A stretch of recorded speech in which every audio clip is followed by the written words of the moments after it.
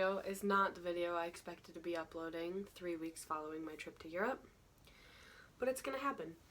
So, as you guys know, maybe from previous videos, I went with EF College Break to 7 countries in 16 days. We started in Amsterdam in the Netherlands, and then we went to Frankfurt and Munich in Germany. From there we made a quick stop in Austria, Innsbruck, and then we headed over to Venice, Italy, Verona, Italy, where did we go? Lucerne, Switzerland, Paris, France, and then London, England. So, a crazy experience, such an amazing trip. I had the most incredible time, but this is a video on why this isn't a travel video. So, for Christmas, all I got that was actually physical, it wasn't just money for my trip, was a camera lens. It was an Olo clip to clip onto my phone to take amazing pictures while I was in Europe, because that's all I wanted to do.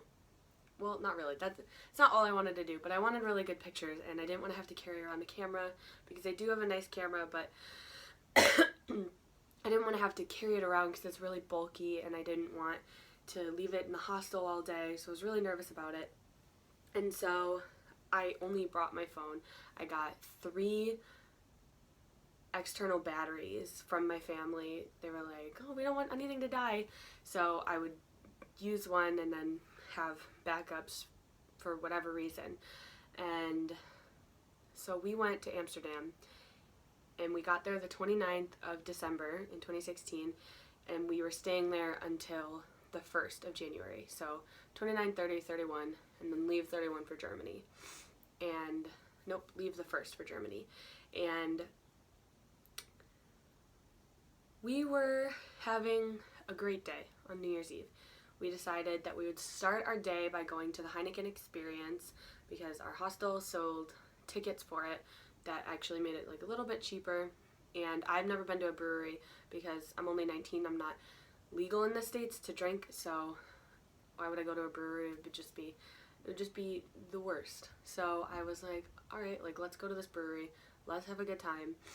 We were there at 11 a.m. when it first opened, so that was really fun. We got to see it. There were horses everywhere. It was very interactive, which I enjoyed. And then at the end you get 2 free beers, and then if you want you can buy food. And at this point in the day I was hungry. I had skipped breakfast, so got some nice Netherlandian food. It's probably not the right word, but it sounded cool. And so then we decided to just roam the city. We went to the I Amsterdam sign. What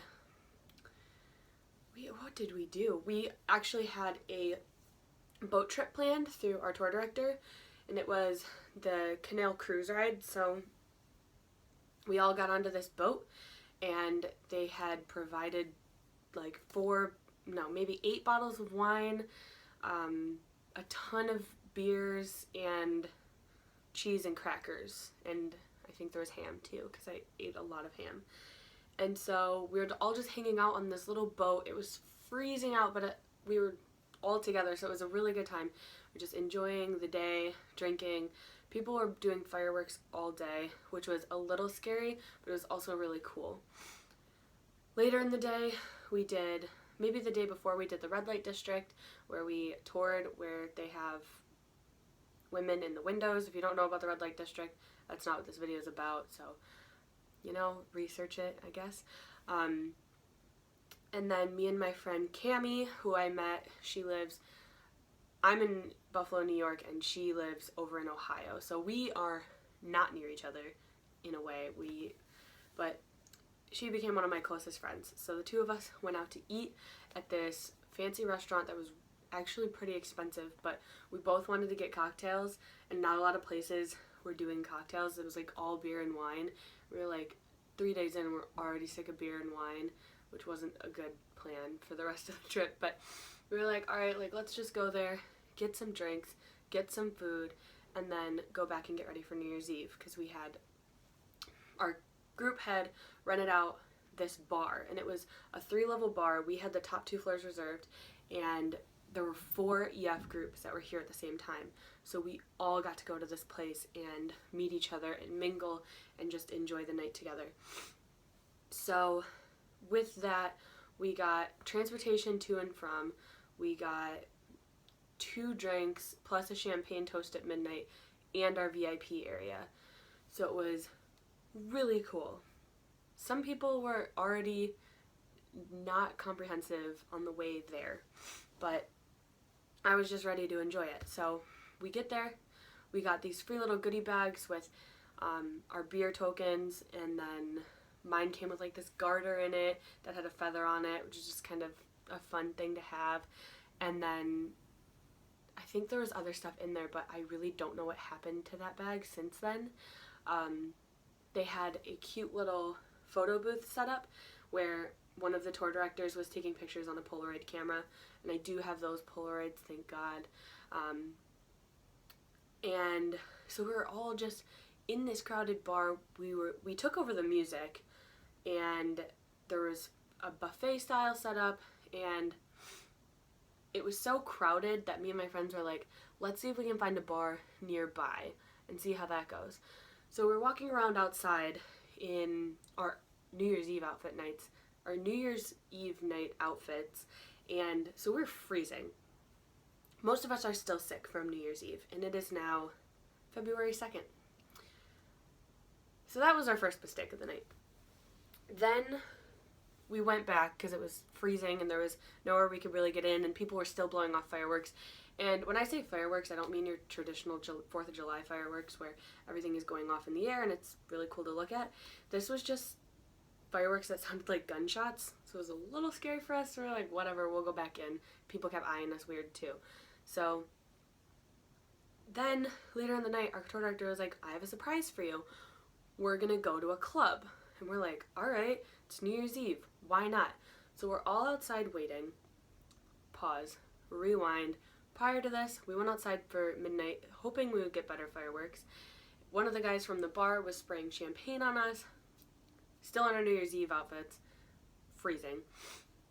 But it was fun, it was exciting. I had all these videos of it, and then they were like, we're going to the club. So I went back upstairs, grabbed my jacket, put my phone in my pocket, and zipped it. You can't leave your pockets unzipped, especially on a night like New Year's Eve. Well, I must not have been paying attention because someone had unzipped my pocket and taken my phone from my pocket. Because a few minutes later I went to reach in, it was unzipped, for starters, and there was nothing in it. So I immediately got upset. I was like, my phone was taken. So I'm freaking out. Everyone's trying to help me. It's nowhere to be found. My watch wouldn't connect, and so I have an Apple Watch. It tells me when I'm not connected to my phone. Bright me decides, city, don't know the name of, don't know the language, don't know where my group is going. I'm gonna walk around the block and see if my watch connects. What my game plan was, if my watch did connect, I'm still not sure of. Was I gonna start going up to people, hey, did you steal my phone? That would just be stupid. So I walked around the block. By the time I get back to the bar, none of my group was there. Not a single person. There were 4 groups, might I remind you, with about 40 people in each. And I lost every single one of them. I go into the bar and they're like, we're closing. I'm like, I was with the group. Do you know where they went? Do you know how I can find them? I don't have my phone. It was stolen. And my wallet was in my friend's purse because I didn't want it to get lost. So now I'm without a phone, without a wallet, without a language to talk to these people, and I'm by myself. So I'm outside crying, and these guys from the Pakistani region start talking to me, and they're like, what's wrong? Like, what happened? So I tell them, and they're like, oh, please don't cry, like, let us help you. And I was like, you know what, fine, please help me, because this is the worst night ever. I can't find anyone. So they're like, let's walk around and look for your group. So we did a lap of I don't even know where, looking for my group. Couldn't find them anywhere. So I was like, all right, at 1:30, they're supposed to meet here again to go back to the hostel because we had a bus and we couldn't park the bus where the bar was. The streets were really narrow. So we're like, let's meet in front of the bar. We'll walk you guys back to the bus. So I'm there at 1:30 because these nice guys got me there. and there was no one there. I'm walking up to random people. Are you with EF? Are you with EF? And none of them were. They had no idea what I was talking about. At this point, I gave up on people speaking English, and I took German in high school, so all that went through my mind was more people are likely to speak German here, which was true. So I was going up to people, asking them in German if they spoke German, telling them I speak a little German and that I need help. They didn't enjoy talking to me. Instead, they wanted to speak Dutch to the nice Pakistani boys who knew Dutch because they were living there. So they're doing all the translating. I'm still standing there freaking out and crying because I have no idea what's going on. And then they decide, let's try and find your friends again. Still nothing. And I say, all right, can you get me back to Dom Square, which was where the trains were leaving from. It was the closest place. And I could get on the train and head back to my hostel.